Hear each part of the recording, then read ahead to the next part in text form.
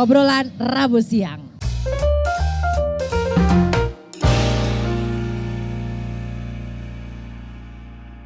Negara melalui Undang-Undang Nomor 39 Tahun 2007 tentang Cukai menjabarkan bahwa cukai merupakan pungutan negara yang dikenakan terhadap barang-barang dengan karakteristik tertentu, di mana pemakaiannya menimbulkan dampak negatif serta konsumsi dan peredarannya perlu diawasi serta dikendalikan.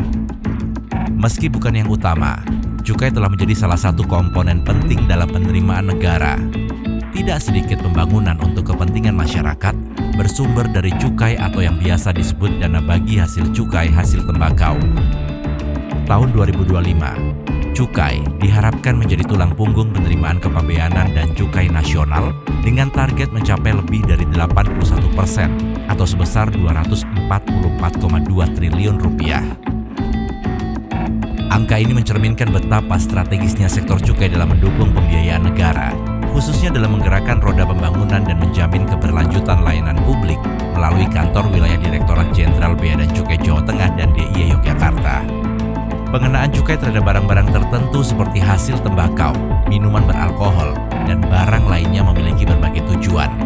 Salah satu tujuan utama adalah sebagai sumber pendapatan negara yang kemudian digunakan untuk membiayai berbagai sektor strategis, termasuk kesehatan, pendidikan, infrastruktur, serta program perlindungan sosial. Lalu bagaimana kontribusi real dari penerimaan cukai terhadap pembangunan di Jawa Tengah? Kita bahas lebih lanjut dalam podcast Orasi, Obrolan Rabu Siang. Walaupun ini suasananya di minggu pagi, tapi tetap namanya orasi ya. Nggak jadi omasi, nggak jadi ya, obrolan minggu siang ya. Nah ini kita bisa melihat ini real, kita lagi ada di CFD real ya. Ada yang lagi senam, ada yang lagi olahraga bawa anaknya, ada yang kesini cuma jajan doang, pokoknya macam-macam lah ya kalau di CFD ini ya. Tapi ini menandakan bahwa memang kita setiap orasi ya, setiap episode orasi ini kita pingin memang ada di ruang publik. Jadi kita pingin dekat dengan masyarakat tentunya, selain bersama dengan Anda yang menyaksikan orasi ini melalui berbagai channel begitu. Bersama dengan saya Nessa Gozal, dan kalau misalkan orasi kan nggak mungkin saya sendiri ya. Di sebelah saya sudah ada Pak Megah, Seksi Humas dari Bea Cukai Jateng dan DIY. Selamat pagi Pak Megah. Selamat pagi Vanessa. Ini kalau kita take-nya pagi kayak gini kayak masih semangat ya Pak ya. Masih Mbak, sarapan masih full. Karena habis ini kita akan sarapan nasi ayam. Ada Mas Egy juga. Selamat pagi Mbak Nessa. Asik. Mas Egy ini adalah dosen FEB Universitas Diponegoro. Betul ya Mas ya? Betul. Fakultas Ekonomika dan Bisnis. Betul. Waduh, jadi kita mau ngomongin tentang ini nih, kalau orasi kan kita akan ngomongin nggak jauh-jauh dari cukai gitu kan ya. Tapi karena sekarang ada Pak Megah di sini, ada Mas Egy juga di sini gitu ya. Nanti kita akan ngomongin apa sih nih cukai ini buat pembangunan nih, fungsinya nih buat apa ya. Tapi mungkin saya akan mulai dari yang awam dulu. Pak Megah, cukai ini sebenarnya apa? Cukai ini sebenarnya saya rasa hampir semua masyarakat sudah tahu harusnya harusnya karena ini sudah berjalan dari tahun 2017 atau dari zaman Belanda bahkan pungutan cukai ini. Jadi kalau mau diawali sekali dengan definisi, cukai adalah pungutan negara, bukan pungutan saya. Oh, ya, itu penting. Yang dikenakan atas barang tertentu, jadi tidak semua barang Mbak Nessa. Itu barang tertentunya tuh apa aja sih Pak? Barang tertentu sesuai karakteristik undang-undang, jadi bisa sementara ini ya ada 3 saja. Hasil tembakau, rokok dan teman-temannya, ya. Kemudian minuman mengandung etil alkohol atau minuman keras, miras kita bisa sebut. Minuman keras, ya. Kemudian satunya etil alkohol itu bahan baku untuk miras dan ya segala kosmetik, segala bahan obat, segala macam itu. Ada 3 parfum. sebentar. Bisa pakai itu. Itu ada cukainya. Iya, kalau pakai itu. 3 itu sementara Mbak. 3 itu ya. Jadi jelas nih. Jadi kita harus bedain cukai itu melekat kepada 3 hal itu. Betul. Gitu ya. Oke. Terus gunanya Pak. Gunanya. Sebenarnya cukai ini memang pungutannya berupa uang pasti ya. Tapi sebenarnya fungsi utama bukan di sisi uangnya. Dari sisi untuk pengawasan baik pemakaian maupun peredaran. Karena barang-barang ini dianggap menimbulkan dampak ke masyarakat. Oh gitu. Jadi karena itu, ya. Jadi kenapa dikasih cukai? Karena dianggap memberikan dampak Betul, kepada dampaknya masyarakat. yang kurang baik sebetulnya. Betul. Oleh karena itu untuk ada peredarannya harus dijaga. Betul, dijaga dan diawasi. Oke. Ya, Jadi gitu niatnya sebenarnya itu ya Pak ya? Niatnya itu, bentuknya pungutan negara. Nah, Bentuknya pungutan negara. Maksudnya kalau dikenakan harga lebih mahal ya harapannya supaya masyarakat mengurangi konsumsinya. Dan juga Seperti lebih itu. wise ya, lebih bijaksana Iya, gitu ya. gitu, Vanessa. Oh oke. Nah ini kan tapi kan memang ya namanya juga netizen ya Pak ya. Kayak kita juga pengen tahu. Terus kalau uangnya itu udah masuk ke negara, terus buat apa sih gitu? Nah, kalau uangnya buat apa sih? Masuknya kan begitu pengusaha ini bayar, tidak masuk ke kami Bea Cukai sini enggak, tapi langsung ke Jakarta penerima APBN langsung. Oh itu langsung masuk ke APBN? APBN rekening negara langsung, bukan rekening saya lagi. Iya. Itu harus di garis Ya, bawah silakan. ya Pak. Iya betul. Pak jadi gini, saya pengen tahu alurnya nih Pak. Jadi barang-barang itu yang 3 tadi itu yang termasuk, itu kan dikenakan cukai. Ya. Itu didaftarkan berarti. Betul. Gitu ya. Dimana nanti misalnya cukainya 1.000, 2.000 misalnya gitu ya.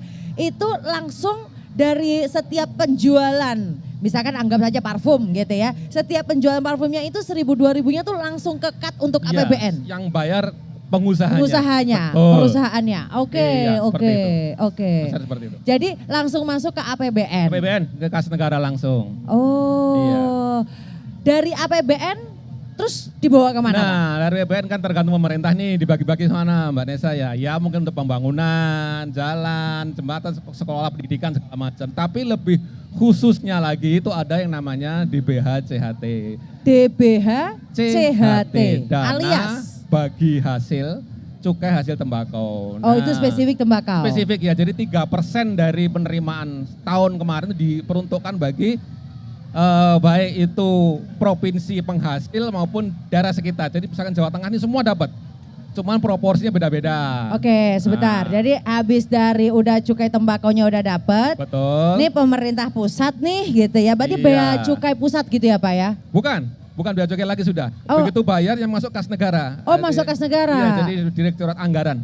Oh, Dirjen Anggaran, bukan di kami lagi. Oh, kami cuma ngumpulin aja, Mbak. Cuman ngumpulin Ngumpulin dikasih aja. dikasih ke Dirjen Anggaran, nanti anggaran yang akan membagi di Oke, CKN. Iya. 3%. Tadi 3% itu apa Pak? 3% dari penghasilan cukai tahun itu, tahun kemarin. Cukai kemarin nggak salah 300 triliun ya, jadi 3% dari itu dikembalikan ke daerah. Daerah itu Daerah penghasil tembakau. Iya, misalkan Provinsi Jawa Tengah sini ada banyak pengusaha tembakau. Banyak, Pak. Baik pabrik rokok Ya. maupun porsinya yang terbesar adalah di paling penghasil di mana di Kudus. Pabrik rokok paling besar Jarum. Mereka yang dapat paling besar proporsinya nanti sudah ada persentase pembagiannya Mbak Nesa. Oh Iya, gitu. betul. Jadi alurnya begitu nih teman-teman ya. Nah Mas Egi, kalau misalkan ngelihat gitu ya cukai gitu.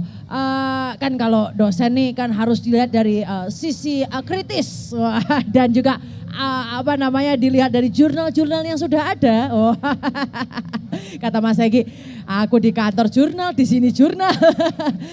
Mas, ini kalau menurut Mas ya kan kayak tadi kan cukai itu kan udah berpuluh-puluh tahun bahkan dari zaman Belanda sebenarnya sudah ada gitu ya. Apakah menurut Mas ini udah ini nggak sih alur cukai, kita nggak usah ngomongin anggarannya kemana dulu deh. Alur cukainya itu menurut Mas tuh udah proporsional belum? Alur dari cukai diberikan ke bea cukai lalu bea cukai ke Dirjen Anggaran ya Pak ya, Direktorat Anggaran, itu bagaimana menurut Mas? Oke, kalau dari sisi alur cukai, menurut saya pribadi itu sudah sesuai. Cuman ada beberapa titik-titik yang masih perlu kita garis bawahi. Misalnya terhadap barang-barang yang dikenakan cukai. Tadi kan sudah disebutkan sama Pak Megah ya, kita itu masih fokus di etanol dan hasil tembakau. Ya. Sedangkan kalau kita bicara tentang barang yang memberikan dampak negatif atau eksternalitas negatif, mungkin sebenarnya masih banyak lagi ya Pak Megah ya. Apalagi yang bikin-bikin sakit hati itu juga memberikan dampak negatif loh Mas ya. Kayak misalnya deterjen, itu memberikan dampak negatif terhadap lingkungan air. Kemudian misalnya batu bara terhadap kawasan hutan. Kemudian misalnya MSG juga punya dampak negatif terhadap Oh micin itu juga. Ya gimana Mas, saya generasi micin ini.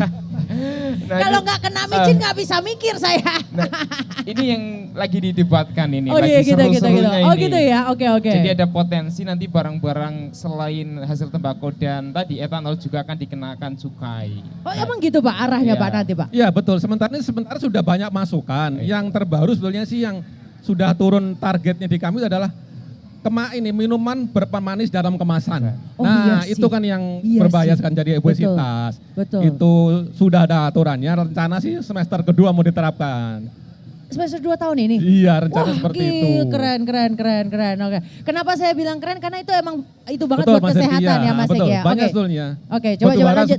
Gimana Mas Eki? Batu bara juga ada betul. Iya, ada. Jadi tadi ya pemanis, kemudian MSG, kemudian Makasih. Oh bukan pemanis itu bukan ke saya bukan. ya. Oh, iya. Kemudian plastik juga didebatkan ya, Oh. plastik. Betul, plastik ya.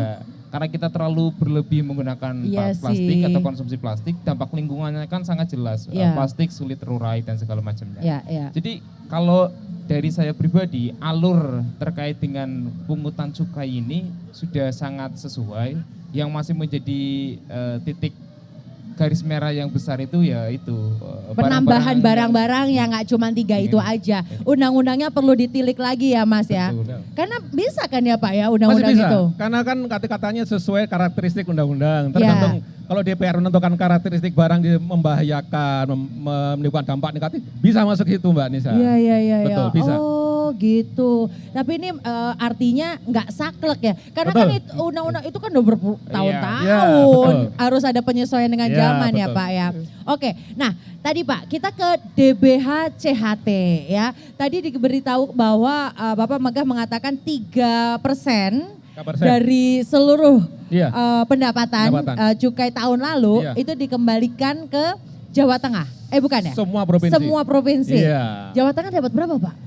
Kalau nggak salah sekitar 1, Sekian. Iya, 1, sekian. Oke. Dan Jawa Tengahnya sendiri sekitar hampir 200 miliar atau nggak salah. Hampir 200 Iya. miliar. Itu peruntukannya untuk apa aja Pak? Nah kalau peruntukan sih memang ini dana hibah bantuan. Jadi sudah diatur dan di garisnya udah ada 50% itu untuk kesejahteraan masyarakat. Kesra, 40 untuk kesehatan. 40 untuk kesehatan, 10 untuk penegakan hukum. 10 untuk penegakan hukum. Iya. Oh. Kesra itu macam-macam. Misalkan karena dengan DBHCAT kaitannya harus dengan pertembakauan nih. Ya. Kita bantu petani, Ya. bikin pelatihan, peralatan untuk tembakau. Nah seperti itu. Kalau untuk kesehatan banyak, membangun puskesmas, obat, BPJS pun dari situ juga. Oh, subsidi jadi silangnya dari situ ya Pak? Iya, jadi untuk mengcover mereka yang sudah terkena dampak dari tembakau, istilahnya seperti itu. Kita kembalikan lagi ya. Iya. Oke, nah kalau kita mau spesifik ke pembangunan Pak, mau ke pembangunan. Ini kalau diarahnya ke pembangunan ini, cukai ke pembangunan ini gimana Pak? Karena kan kalau kita tahu pembangunan kan nggak cuma fisik ya Pak sebenarnya gitu kan ya. Nah ini arahnya gimana Pak kalau cukai buat pembangunan? Apakah ada persentase tertentu untuk pembangunan di Jawa Tengah? Kalau persentase tertentu pembangunan Jawa Tengah sih dari pusat di kami digariskan hanya itu aja Mbak Nesa. 50% Kesra, 40 untuk persentase ke bawah di daerah itu kita serahkan kembali ke rekan-rekan teman-teman di provinsi atau di daerah kabupaten masing-masing. Kita sudah tidak ikut-ikut lagi ke situ. Oh gitu. Iya. Jadi dari provinsi akhirnya diberikan ke kota dan kabupaten yang terkait. Nanti pembagian seperti apa untuk apa itu kita serahkan ke provinsi. Cuman kita minta nanti pertanggungjawabannya. Akhir tahun kita nilai nanti. Oke. Kalau yang tahun lalu gimana Pak? Tahun lalu porsi cukai untuk pembangunan cukup besar nggak? Besar sih Mbak Nesa. Kalau jadi emang Jawa Tengah itu kalau nggak salah ya tahun ini dapatnya tuh sekitar 2,9 triliun. Tahun 2025. Iya. Oh, 2,9. gede dong. Dibagi sekian 35 provinsi. Tapi besar kota. Pak itu Memang Pak. besar. Makanya karena jumlahnya besar, pemakainya pun harus ditentukan dari pusat, tidak bisa sembarangan. Iya. Itu dan porsi untuk karena kenapa saya bilang ini untuk pembangunan? Karena saya rasa Jawa Tengah masih perlu ya untuk terus membangun. Oke, saya ke Mas Egi. Mas Egi, apa menurut Mas apa urgensinya cukai untuk pembangunan di Jawa Tengah, Mas? Oke. Jadi kalau kita bilang urgensi cukai, maka kita teliti manfaat dan tujuan ya. Ya. Nah sebenarnya cukai ini kan sebenarnya ada karena kita ingin mengatasi dampak negatif daripada konsumsi tadi ya. Betul. Rokok atau tembakau, kemudian etanol. Kemudian ternyata selain untuk mengurangi tingkat konsumsi atau sejenisnya, ini juga bisa menjadi instrumen penerimaan bagi daerah. Jadi tadi ya dana bagi hasil misalnya. Nah dana bagi hasil itu kalau saya lihat datanya dari tahun ke tahun itu cenderung tumbuh positif ya Pak Megah ya. Ya tumbuhnya positif dan itu artinya bisa menjadi sumber penerimaan atau meningkatkan kapasitas fiskal daerah. Jadi bukan hanya transfer dari pemerintah pusat tapi juga bisa dapat dari tadi dana bagi hasil. Nah dana bagi hasil tadi sudah disebutkan Pak Mega bisa digunakan untuk kesejahteraan masyarakat, bisa digunakan untuk kesehatan, kemudian bisa digunakan untuk kegiatan produktivitas seperti tadi ya di petani. Nah kalau kita lihat di Jawa Tengah, ini saat ini porsi terbesar itu tentunya di Kudus ya Pak ya, karena Kudus menjadi penghasil rokok. Nah kemudian yang porsinya kecil itu ya kurang lebih di daerah-daerah seperti kota Salatiga, kemudian kota Tegal juga kecil kayak gitu. Itu kalau nggak salah kalau di Kudus itu dapatnya sekitar 140 sekian miliar per tahun dari cukai itu. Yang kembali ya ke masyarakat ya.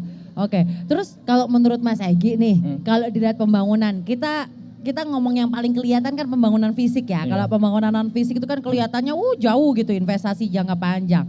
Pembangunan fisik di Jawa Tengah kalau misalnya dilihat walaupun pastinya itu tidak 100% dari cukai gitu ya. Tapi gimana Mas? Kalau dari pembangunan kita pertama berangkat dari cukai dulu aja ya. Biar kita diskusinya fokus dulu ke cukai. Wah, gini nih enaknya kalau sama dosen ya, latar belakang harus jelas ya, kerangka pemikiran ya harus berdasarkan teori ya. Jadi kalau kita bicara tentang cukai, dia kan sebenarnya harusnya kalau kita merujuk pada peraturan Gubernur Jawa Tengah nomor 11 tahun 2024, itu dia untuk peningkatan kualitas bahan baku, pembinaan industri, pembinaan lingkungan sosial, kemudian sosial dan ketentuan bidang cukai dan pemberantasan barang kena cukai. Artinya harusnya pembangunan yang dibiayai dengan cukai harusnya fokusnya pada tadi ya perbaikan kualitas bahan baku, ini muaranya nanti ke kesejahteraan. Atau nanti perbaikan layanan dan fasilitas kesehatan, ini nanti muaranya ke kesehatan dan kesejahteraan. Kemudian nanti kita fokus ke misalnya pembinaan lingkungan sosial, ini nanti muaranya ke kesejahteraan dan kesehatan lingkungan dan kesehatan sosial. Jadi harusnya dana bagi hasil cukai ya peruntukannya untuk itu. Nah, jadi bukan fisik ya yang kita lihat ya? Fisik pun tidak masalah, tapi fisiknya masih terkait dengan komponen tadi ya, kesehatan sama tadi komponen-komponen lainnya. Gitu. Jadi nggak apa-apa fisik, tapi masih terkait dengan 3 aspek tersebut.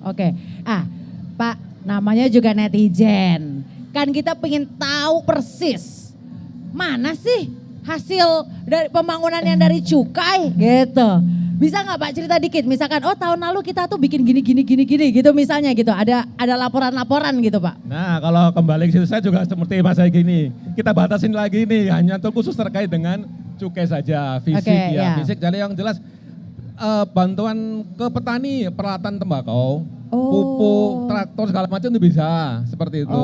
Ya, kemudian kalau kesehatan jelas bangun puskesmas, peralatan kesehatan, obat segala macam seperti itu. Membangun puskesmas di tempat-tempat mungkin terpencil dan segala macam yang mungkin jauh jangkauannya. Itu juga pakai hasil. Masuk bisa. Dan itu terjadi di Jawa Tengah ya Pak ya? Ada anggarannya. Biar netizen ini jelas gitu Pak ya. Mana tempatku nggak ada yang dibangun gitu. Ya mungkin tempatnya waktu itu fasilitasnya udah oke gitu ya Pak ya. Oke.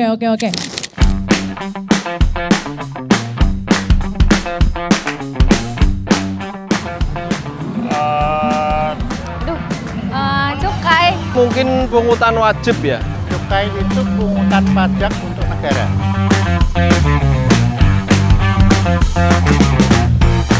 Nggak tahu. Manfaatnya kurang tahu. Pajak kali ya. Hampir sama dengan pungutan pajak lah. Kalau yang lain nggak tahu. Pembangunan lebih merata ya, karena banyak di daerah-daerah yang masih. Mungkin mall semakin banyak lagi. Pun kota. Kayak pembangunan jalan yang banyak yang bolong, terus Mungkin kalau lebih tepatnya ya nanti searching Google. Biar nggak kalah saing sama kota-kota besar di Indonesia. Supaya ya larinya nanti kembali ke masyarakat juga lah, gitu aja. Jadi untuk jalan-jalan yang rusak atau yang sering terkena rob banjir gitu, dana-dana cukai bisa digunakan untuk itu. harapannya saya dananya bisa buat pembangunan di Jawa Tengah. Pak, lalu kalau misalnya pasti kan kita pingin tiap tahun kan meningkat dong ya kan. Nah kalau tahun ini walaupun tadi sudah dikelompokkan di 3 hal tersebut dan tadi juga sudah dijelaskan sama Mas Segi juga. Tapi tahun ini akan fokus yang benar-benar misalkan gini Pak, pada saat COVID saya tahu bahwa wah semuanya untuk iniin COVID, entah alat kesehatannya lah, PCR lah apa segala macam. Nah kalau tahun-tahun 2025 ini nih fokusnya lebih ke apa Pak? Apakah memang di petaninya ataukah apa? Wah ini enaknya kalau si FD ketemu konco, halo, ya.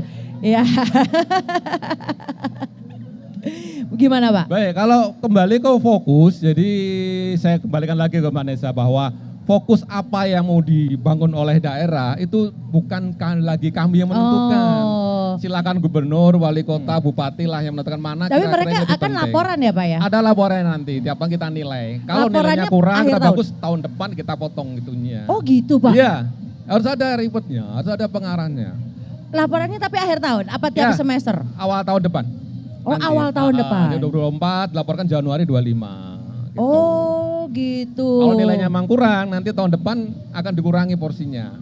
Oh. Kalau laporannya kalau tak sesuai seperti itu. Iya. Kalau ada indikasi-indikasi apa gitu Pak ya.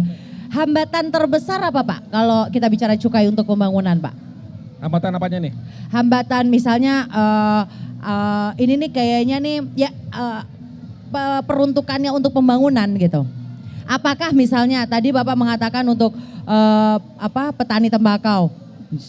Kalau di kami ya fokus ya karena kami ini yang bagian ngumpulin Mbak Nesa ya. Jadi tiap tahun memang target itu tiap tahun naik. Untuk tahun ini saja di Jawa Tengah itu targetnya sekitar 66 triliun.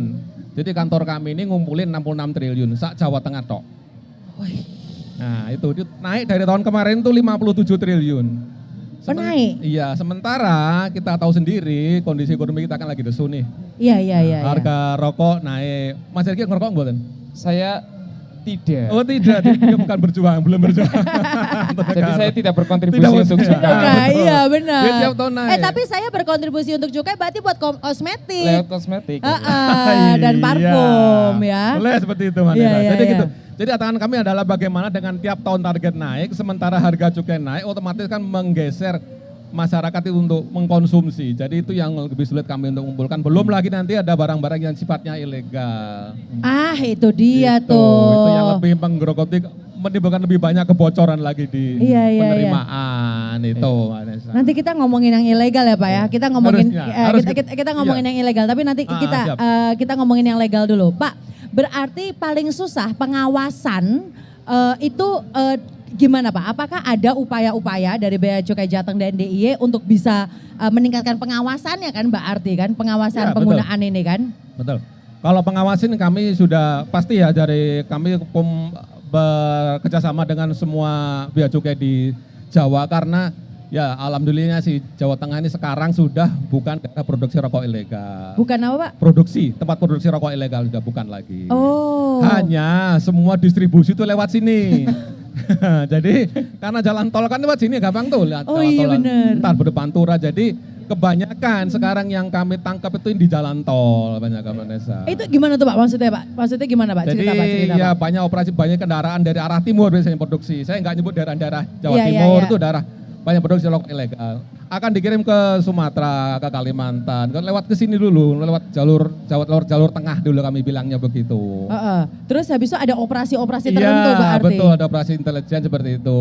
Itu bentuk penegakan hukumnya. Kalau untuk preventifnya lah kita gandeng seperti inilah dengan Mas Sergi, dengan Vanessa, dengan teman-teman Bus Berindak. Ya.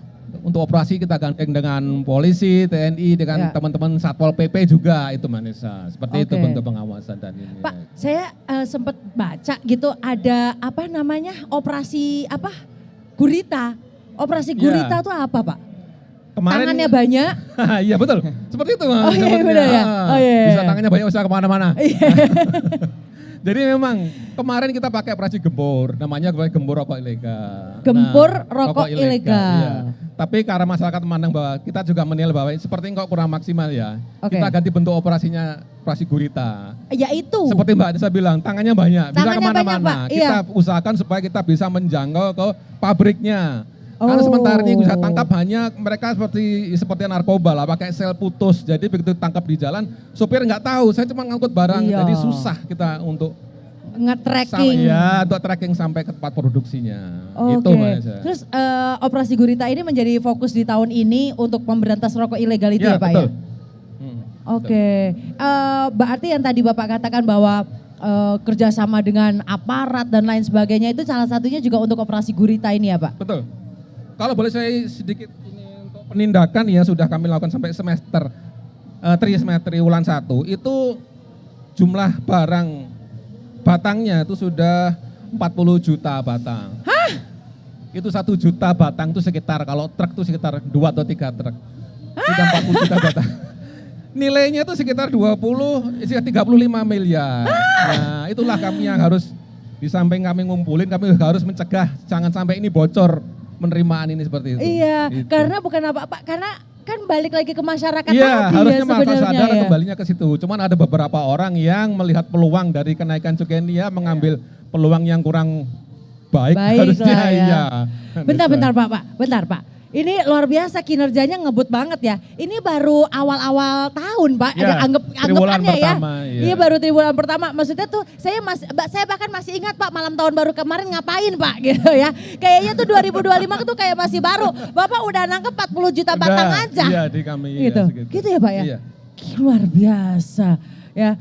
Dan operasi gurita ini akan terus berjalan sepanjang tahun ini ya. Betul. Oke. Mas Segi, rokok ilegal nih menurut kacamata Mas Segi sebagai akademisi merugikan sampai sebesar apa untuk negara? Nah, ini sebenarnya dilema dari kenaikan cukai. Jadi Mas ngomong dilema saya mau nyanyi.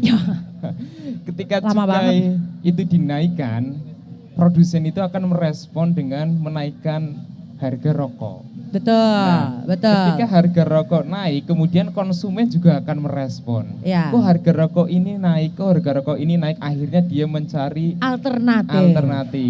Nah, konsumen ini bergeser, akhirnya tumbuhlah industri-industri rokok ilegal tersebut. Nah, tentunya eksistensi dari industri rokok ilegal ini sangat bahaya. Kenapa sangat bahaya? Pertama, mereka itu menimbulkan dampak negatif, tadi ya kita bicara eksternalitas negatif, tapi mereka tidak berkontribusi pada penanganannya.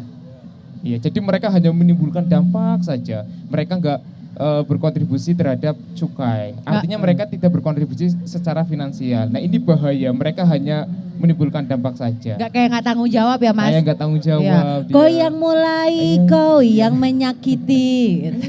Jadi itu kalau dari sisi sisi kesehatan mungkin ya. Kemudian yang kedua dari sisi persaingan usaha. Ini juga bahaya. Jadi kalau kita bicara di konteks ekonomi industri, kita itu ingin pasar di sektor manapun bersaing secara sempurna, bersaing secara legal. Kalau rokok ilegal ini muncul, kemudian mereka kan biaya produksinya lebih murah. Mereka biaya produksinya lebih murah karena mereka nggak bayar cukai dan jangan-jangan mereka juga nggak bayar pajak. Iya Pak ya. Iya. Pasti nggak bayar. Pasti nggak bayar, pajaknya ada cukai.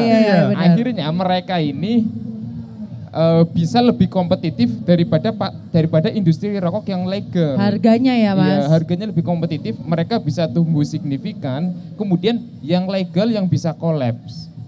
Karena yang legal yang bisa perlahan jadi berdampak kolaps, bisa bangkrut bahkan. Karena marketnya geser, orang-orang geser, lebih milih konsumsi rokok ilegal. Jadi dalam jangka panjang ini sangat bahaya. Makanya kita harus mitigasi sejak dini. Nah, Padahal dengan misalnya kayak itu apa namanya kalau kita lihat dari efek jangka panjang ya, nanti penggunaan misalkan kalau masyarakat lebih memilih rokok ilegal gitu ya, artinya pembangunannya juga pasti akan berpengaruh kan Mas ya? sangat berpengaruh. Terutama kita bicaranya mungkin pembangunan dalam konteks pembangunan modal sosial ya, human capital dan sejenisnya, bukan secara fisik. Iya. Kalau kita bicara pembangunan sosial, pembangunan dalam konteks model sosial kan kita fokusnya misalnya kita ingin meningkatkan rata-rata usia harapan hidup. Ya. Nah, itu kan indikator pembangunan tuh. Ya. Nah, kalau nggak ada cukai, padahal masyarakatnya konsumsi rokok, terus nanti layanan kesehatan itu mau dibiayai dari mana? Fasilitas kesehatan itu dari mana? Padahal itu juga dibiayai dari cukai. Iya. Jadi kalau dalam konteks ini jelas bisa menghambat target-target pembangunan. Kalau rokok-rokok ilegal ini begitu masif, jadi kurang lebih seperti itu. Maka kita harus mitigasi. Berarti kan yang harus juga diedukasi adalah masyarakatnya. Jangan beli rokok ilegal, betul ya Pak? Betul. Nah bagaimana Pak Mega melihat ini? Apakah memang maksudnya sosialisasi, kalau ini juga adalah bagian dari sosialisasi ya Pak ya? Ini. Tapi sosialisasi yang lebih ke masyarakat tentang udah jangan pilih rokok ilegal gitu. Itu apa Pak? Ada banyak beberapa Mbak Nesa. Jadi kami sudah menggandeng teman-teman dari Balai Perindustrian, dari bidang biro hukum. Jadi ada beberapa rekan itu menekan ide, ada bikin ide lomba video, ada lomba bikin film pendek. Kemudian kami juga menggandeng dengan kampus, ada kunjungan ke kampus, kami ke kampus. Kemarin terakhir kita ngasih pembekalan ada khusus namanya KKN tematik. Tematik khusus untuk rokok ilegal doang. Itu jadi biaya oleh DBHJT. Nah, jadi kami harapkan karena kenapa kami gandeng teman-teman mahasiswa terutama KKN, karena kita kan cuma sedikit yang kita nggak bisa masuk sampai ke RT RW. Memang itu harus banyak orang ya Pak? Ya, kita harapkan dengan teman-teman bisa membantu tugas kami untuk. Dan cara pendekatan ke masyarakatnya. Betul, beda ya pasti. Gitu. Pendekatan pakai seragam dengan pakai sing pasti beda lah. Iya. Wah, pada saya mendekati pasti mereka kan begitu, Mbak. Iya. Nanti kalau saya yang dekatin, Pak, maka mereka mikirnya saya dodol pecel, Pak. Pak, tapi kan artinya mungkin Mas Egy juga pernah mendampingi mahasiswa KKN. Pak Megah juga mungkin sudah pernah ketemu dengan masyarakat. Apa sih Pak, selain dari harga, atau memang cuma harga doang nih? Alasan mereka memilih rokok ilegal, alasan masyarakat memilih rokok ilegal, apa memang cuma harga doang? Gini, kita sebenarnya kembali ke awal itu rokok itu sudah menang budaya ya. Dari tahun Belanda itu kita sudah merokok dan hebatnya lagi saya kemarin sempat kunjung ke tangga sebelah BPS. Iya, kebutuhan hidup masyarakat itu nomor satu kan masyarakat ya, tandang pangan. Nomor dua apa kalau Mbak Nesa tahu? Rokok Mbak. Gimana Pak? Jadi konsumsi masyarakat terbesar pertama otomatis lah sandang pangan. Sandang pangan. Kedua, saya juga kaget rokok ternyata.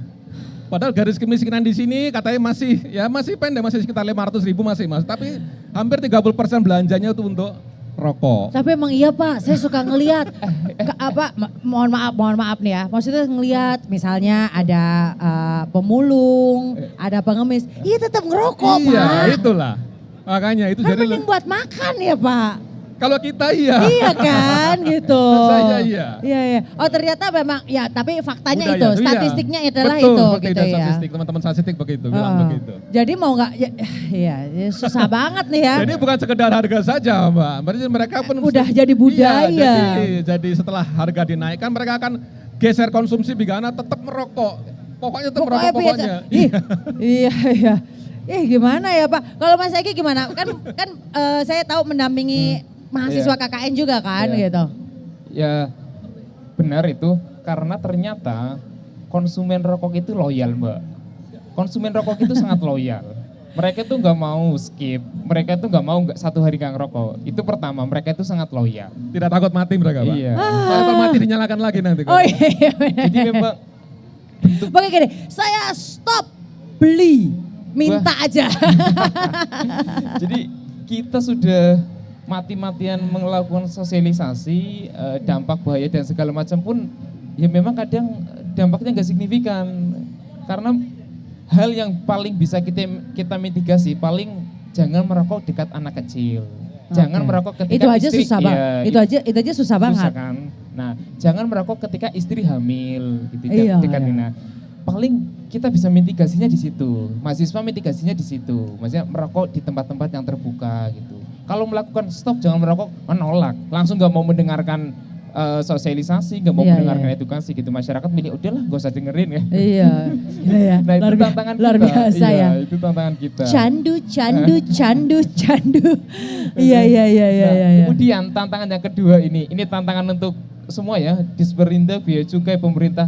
Ketika cukai dinaikkan dan konsumen itu loyal, konsumen tetap membeli rokok, nanti ada porsi uang yang harusnya untuk konsumsi lainnya, tapi digunakan untuk konsumsi rokok. Misalnya rokok naik dari 20 menjadi 28.000. Kan ada 8.000 tambahan. 8.000 itu harusnya mungkin buat beli lauk atau buat uang saku sekolah anak, tapi untuk beli rokok. Jadi kayak serba salah ya Mas ya? Serba salah ya Pak Megah ya? Iya betul Mbak. Serba salah ya Pak ya? Emang nggak bisa nyenengin semua pihak ya betul, Pak ya? Itu kuncinya. Pak Megah wajahnya langsung, iya itu betul. Tadi ketemu itu betul. Nggak ketemu formulanya buat nyenengin semua orang tuh nggak ketemu gitu ya. Yang bisa kita temukan adalah ketemu di tengah aja deh gitu kan.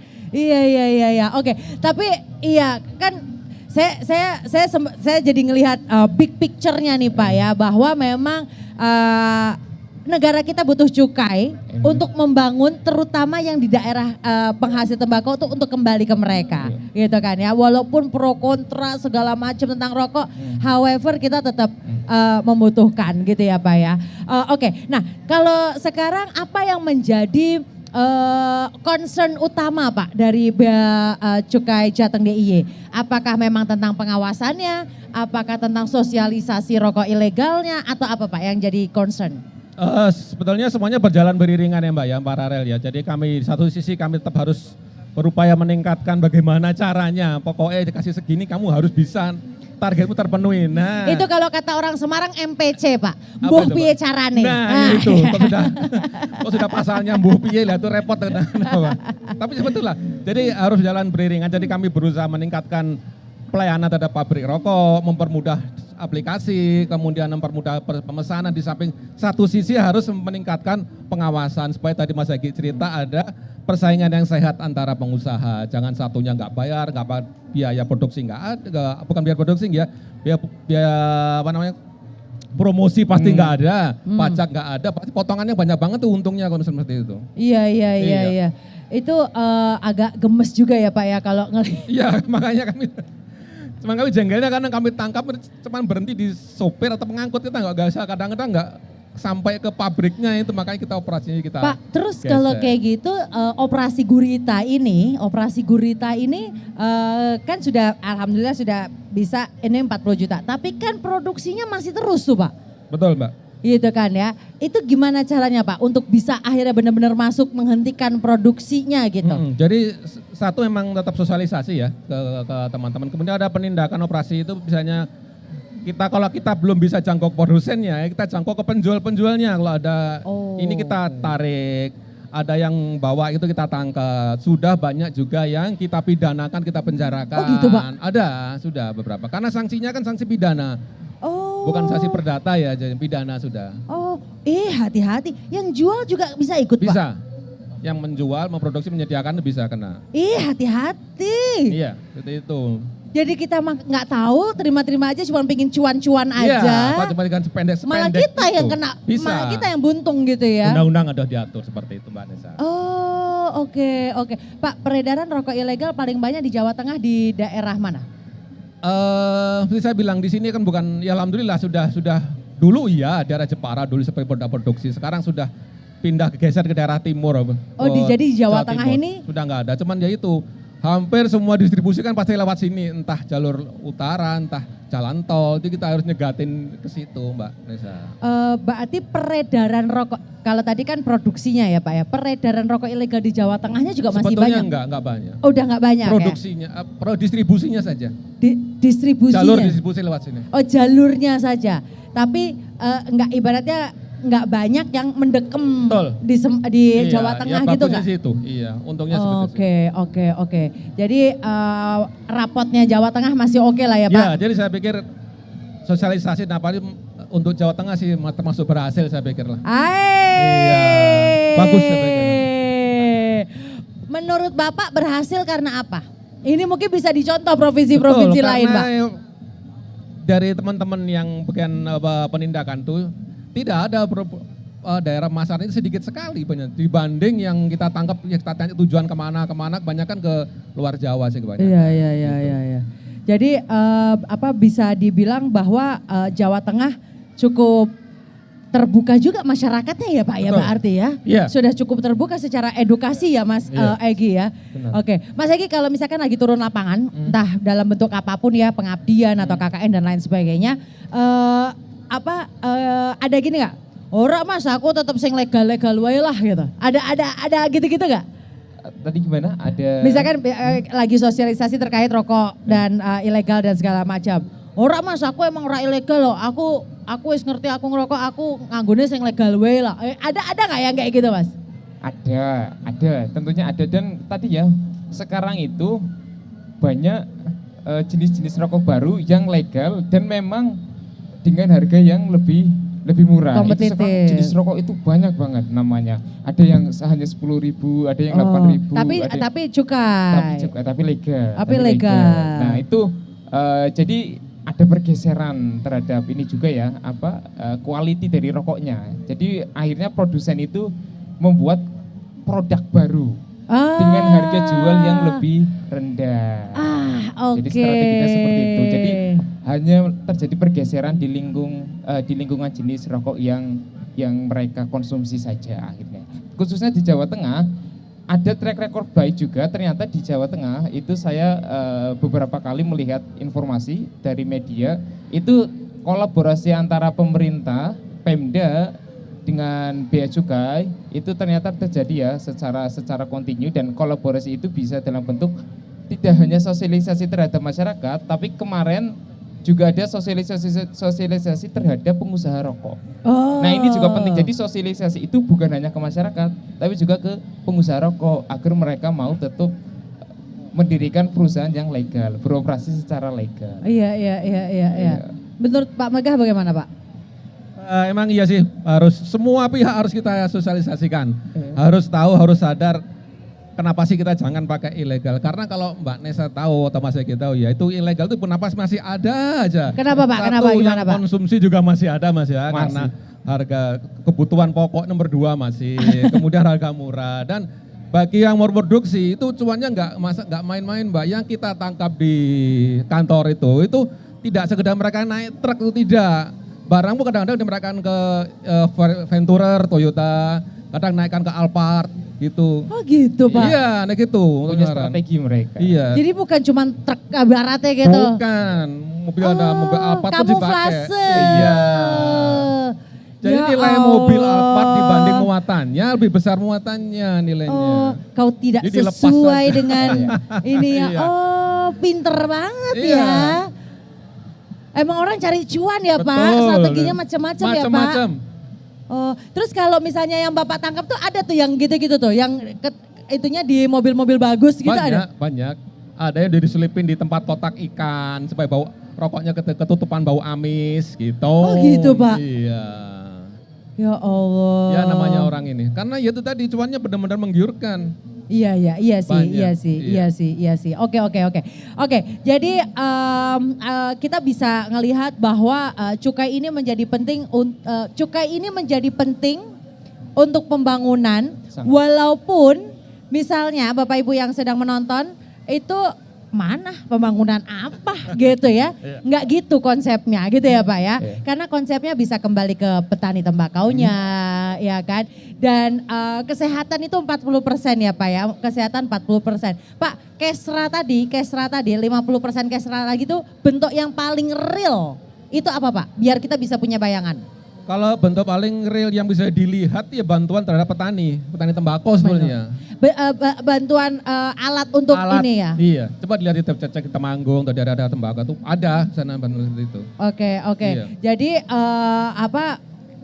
kalau misalnya kita melihat, mana nggak ada katanya cukai buat pembangunan karena mungkin kita tidak ada di circle Betul, itu. kalau di daerah sini ya pasti kita tidak akan bisa melihat di Semarang Nggak sini bisa nggak ada. ngelihat. Iya. Tapi kalau misalkan kita datang ke Jawa Tengah, ke Temanggung daerah produksi ada, kita bantuan itu ada. Kemudian kadang kita hubungkan tembakau petani dengan pabrik rokok, kita undang jarumnya, kita undang tembakonya untuk ketemu langsung sambil ditawarkan. Dari pabrik rokok akan mengasih pelatihan tembakau seperti apa sih yang dibutuhkan bisa diserap oleh industri. Jadi jelas seperti itu. Okay. Memang betul Mbak, circle-nya di sini ya kita nggak akan ketemu. Iya, circle-nya nggak tahu ya Mas Egi ya. Dan indikatornya biasanya bukan bangunan fisik memang. Iya, indikatornya lebih ke non fisik biasanya. Non fisik gitu ya. Oke. Jadi kita bisa dari obrolan ini saya pun jadi terbuka Pak gitu ya. Karena kalau kita masyarakat dengar kata pembangunan itu udah pasti mana? Apa? Dekat rumah saya batakonya masih rusak, lah itu mah bukan dong, urusannya beda ya. Coba ngomong sama Pak Lurah dulu gitu ya Pak ya. Iya jadi karena kita kalau lihat dengar kata pembangunan tuh itu yang dipikiran. Tapi ternyata kita sekarang bisa tahu dari obrolan bersama dengan Pak Mega dan juga Mas Egi bahwa bentuknya lebih ke non fisik. Kembali langsung ke daerah penghasil tembakau gitu ya Pak ya. Dan nah ini yang ilegal ini. Misalnya pun belum bisa mengurangi rokok dan lain sebagainya, jangan beli yang ilegal. Nah itu Mbak. Paling enggak lu tanggung jawab dikit lah gitu ya Pak. Ya betul. Betul. Gemes nih, saya bisa merasakan kegemesan yang ada di wajah Pak Megah gitu ya. Tapi karena Pak Megah harus menjaga marwah gitu ya. Jadi saya aja Pak yang gemes gitu ya Pak ya. Iya paling nggak ilegal gitu ya Mas Egi ya. Karena paling nggak tanggung jawab bisa kontribusi lagi. Karena kalau kita ngerusak terus kita nggak kontribusi, minimal kontribusi finansial gitu ya Mas ya. Itu akan bahaya. Oke, Pak Megah mungkin ada yang ingin disampaikan di akhir orasi yang berlangsung di Minggu pagi ini. Udah closing nih. Udah closing ya. Jadi intinya kami ini kan sosialisasi bukan untuk mengajak Anda merokok, bukan silakan merokok, bukan. Tapi seperti Mbak Nessa bilang, kalau merokok ya yang legal. Bijaksana lah. Betul, bertanggung jawab dan bisa membantu, ada sedikit kontribusi lah untuk pembangunan negara ini seperti itu. Iya, oke. Jadi paling tidak berkontribusi untuk pembangunan. Iya, sedikit banyak tetap kontribusi. Jangan kontribusi kan enaknya sambil ngerokok aja bisa sudah memberikan tapi kontribusi. Jangan dijadikan alasan juga. Iya, jangan makanya ini bukan promosi untuk silakan merokok, bukan ya. Sekali lagi ke situ arahnya. Ini dua mata koin ya Pak ya, dua sisi mata koin ya kita ya Pak ya. Oke, karena kita bisa melarang makanya kita mengatur. Oke, Mas Egi. Ya, kurang lebih semoga industri rokok yang legal itu lebih tumbuh subur daripada yang ilegal, sehingga kontribusi ke cukainya lebih jelas, kemudian cukai nanti kontribusi ke bagi hasilnya nanti lebih jelas, kemudian nanti bisa digunakan untuk instrumen pembangunan itu. Instrumen pembangunannya seperti mendorong kesejahteraan petani tembakau, meningkatkan rata-rata penghasilan mereka. Kemudian salah satu yang paling penting kalau kita bicara rokok, terjadinya kenaikan rata-rata usia harapan hidup. Nah, itu salah satunya dibiayai melalui cukai. Cukainya dibelikan alat-alat kesehatan. Jadi kita pembangunannya lebih ke konteks makro, bukan fisik ya, indikator-indikator makro, Mbak. Ya. Oke, mudah-mudahan pesan ini nyampe gitu ya Pak ya, dan diterima juga dengan bijaksana ya. Jangan, kayak Bu, dulu Bu, Pak Megah ngomong, bukan gitu. Konsepnya nggak gitu konsepnya ya. Konsepnya karena kita tidak bisa melarang, makanya kita mengatur agar lebih bijaksana dan kembali lagi ke masyarakat. Begitu ya Pak Megah ya. Betul Mbak. Pak Megah kita mau jalan muterin CFD. Boleh. Ya, habis itu ya kita kira-kira 100 meter lah Pak ya. Kayak di depan sana. Lari kan ya? Lari enggak ya? Kita nggak usah lari lah Pak ya. Kita santai-santai aja. 100 meter itu saya lihat sudah ada yang itu Pak. Apa itu tadi? Jual gado-gado, jual apa? Itu kayaknya lebih tempting itu ya. Kita bisa nikmati ya. Oke, tapi mudah-mudahan orasi pada episode kali ini bisa membukakan mata agar lebih bijaksana. Matur nuwun Pak Megah. Terima kasih Mas. Matur nuwun juga Mas Egi, mudah-mudahan kita bisa ketemu lagi ngobrol-ngobrol kayak gini dengan topik-topik yang lain ya. Dan kita ketemu di orasi selanjutnya.